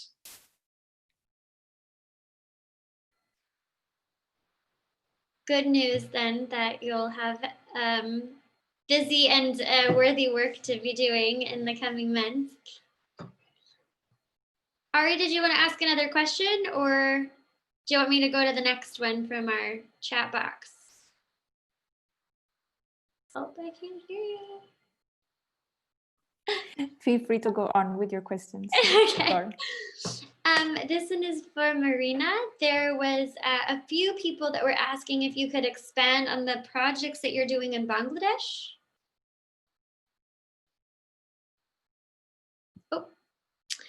There were a few people in the chat box that were wondering about the work that you do with Bangladesh and expanding on those projects. Yeah, I have been working in Bangladesh for quite some years now, being in and out of the country, and started actually in 2014 with a 2-year project, sustainable development project of building up a factory, factories for natural indigo dyeing and handloom weaving, denim, selvage denim, over a period of 2 years. And the latest project that we were just recently working on was actually to bring sustainability in the curriculum of 2 partner universities. So we've been working, that was a funded project by the DAAD and the GIZ German institutes for, say, international cooperations. And yeah, they have been selecting different experts from different fields, and we have been working throughout several months in meetings in Thailand and Bangladesh, and visiting the universities and working on with them to introduce modules to integrate in the curriculum in Bangladesh in education for textile engineers. Great, thank you for sharing that. I know a lot of people were interested, and we had quite a few participants from that country. So it's cool that, yeah, that they were excited to hear that you were doing some work there. So yeah. Then the last question I think that could be quite fruitful is, what is maybe one takeaway that you would recommend to the participants listening today? Because a few people had mentioned there's a lot to do. So what can I do? I'm only one person. And maybe from each of your perspectives, what is one takeaway that we can walk away from today as like an action step, even if it's small, that we could do to either seek that opportunity, the positive side of COVID, or maybe take a step towards circularity? I'll go ahead and kind of start us off. Coming from kind of my background and expertise, I think, and piggybacking off like a previous answer I had talked about, I think starting to have those conversations, I think right now, we might feel very small and like we can't impact too much, but having the conversations about sustainability and circularity with our peers and family and community, I think is huge. Coming from very small rural areas within the States, it is not a topic that's very talked about at all. Having lived in bigger cities, it's very, I mean, the knowledge is there, but I think just spreading awareness is huge right now, even if you can't necessarily purchase from a sustainable designer to help them stay afloat during this time, or purchase secondhand, you know, that if that's not the right time for you, this is, you know, a small actionable step. I think just having these harder conversations with our community around us and really educating, and we are not all experts on it. I think there are so many facets to it that we're not 100% experts, but just sharing and really promoting a little bit more sustainability and circularity in your lifestyle and those around you. Maybe I can go on. I would say like always trying to have like a holistic perspective and see you in the bigger system, like regardless if you're like representing a fashion brand that could consider like the full life cycle perspective of a product, or you know, like thinking about long-term partnerships like on eye level, how important this is for the whole resilience of the whole system, or if you're like looking from a user perspective and thinking of how can I use my products differently, etc. So I think it's always good to have this holistic perspective on like the full life cycle and the full system that you're in.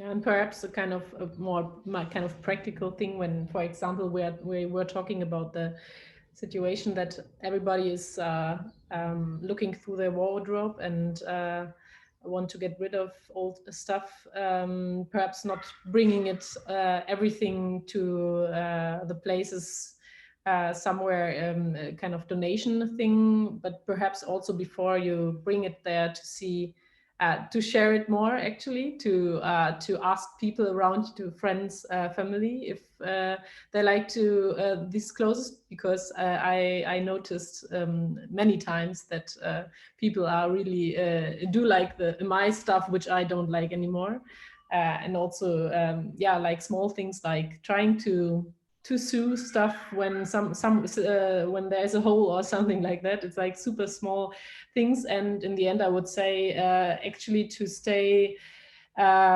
curious and in a way perhaps also brave to ask questions when you enter, for example, the first time in the sustainable fashion topic.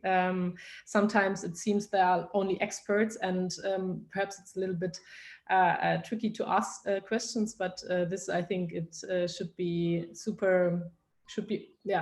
try to be curious and and ask your questions to get to know more about this topic. Yeah, just as the last one for this question, I think we're all making an impact every day with everything that we do. And often it unfortunately is, if you would think it through, probably a negative impact. So I think it's now a good time to consider like how we change actions or things that we do to be more conscious or to be more aware. And I'm personally someone who has been living very sustainably all their life, because I've been growing up in a very organic living family. But yeah, just spending the COVID time here in Indonesia, in a developing country, where so many people have lost their jobs. And we have been organizing a lot of food donations, and there is a lot of people are already starving here that have literally no access to money anymore to supply themselves with food. So for a lot of them, it's really the struggle of survival, and we face this here every day. So I think especially for people that have been spending this COVID time in a developing country, this has been very impactful on how we behave. And here, for example, where I live, people have been starting digging up even the smallest pieces of land along the roads to plant fruits and vegetables. And I think it was a very beautiful reaction that people had to this time. And they were not like panicking or freaking out, but they were just really immediately thinking, okay, the most important is food supply and how do we secure this? And they really started to use every piece of land. So suddenly we have a lot of chickens running around the house because people were getting chickens and stuff. So I think it's just maybe what we can learn from this now is how can we also as a person be more resilient, and how can we help the people around us to be resilient and to be safe right now in this time. Thank you so much for those answers. Those were some really great feedback and some beautiful perspectives of what we can take away from today. So,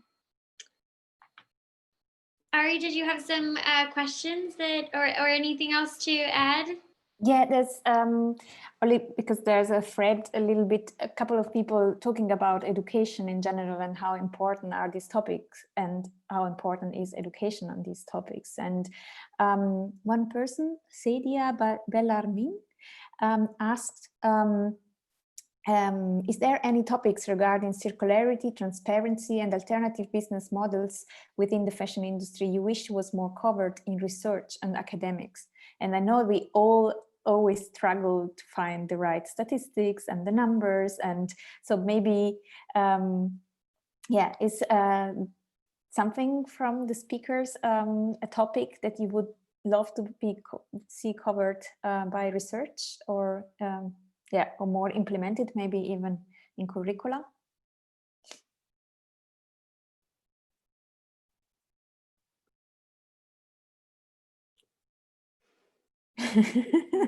Perhaps I can say, because we, when we made our, for example, our business plan, we had a lot of problems to find statistics about how we use our textile, or how the textile waste is used, and what is textile waste. And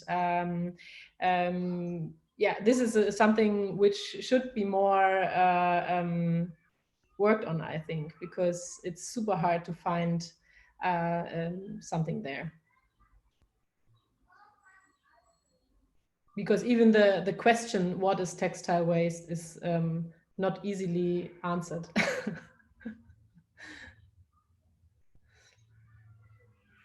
Yes, I was at a conference in Berlin a couple of months ago, and also was overwhelmed by the it was a conference from academia, and each person had was using another statistic to come to their results. And so I was, after like 3 days of hearing about these papers, I was totally overwhelmed by these different numbers. And I think it's also very hard to read through research and numbers and statistics when you're researching on these topics of numbers of clothes and amount of recycling items. And yeah, it's yeah, numbers can be quite overwhelming, and it's very difficult to find the right, to say this is a right as a certified source, or I'm sure because it's written in a paper from a university, from an academia, from a professor, it is the right number I was looking for. I find it always a bit critical. And I think, yes, education is very important, and it's very important that we have research, but also I always try to inspire academia to dive in practical projects.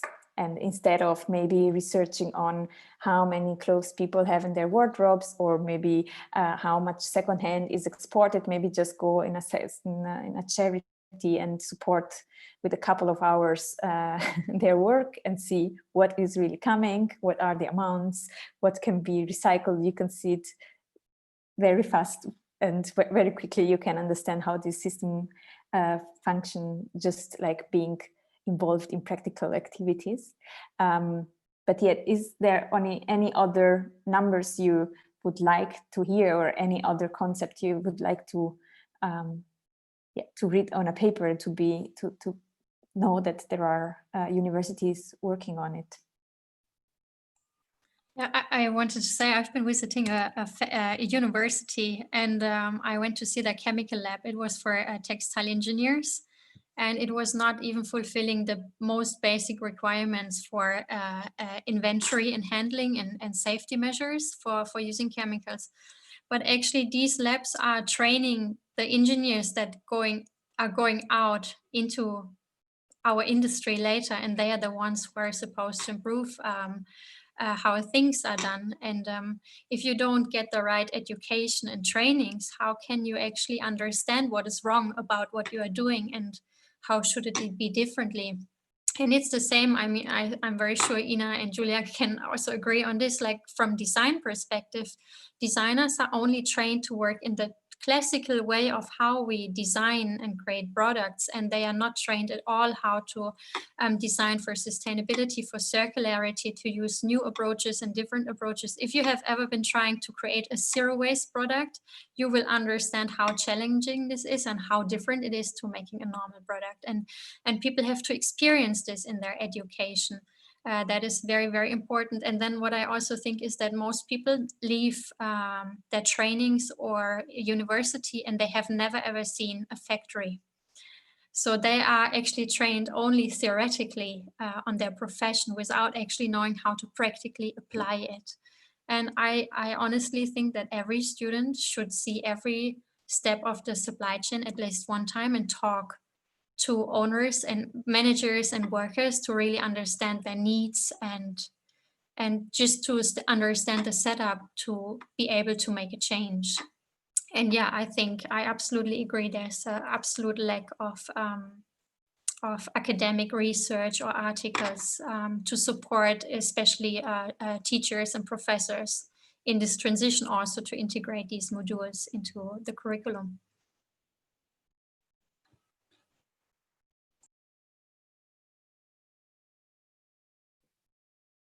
All right.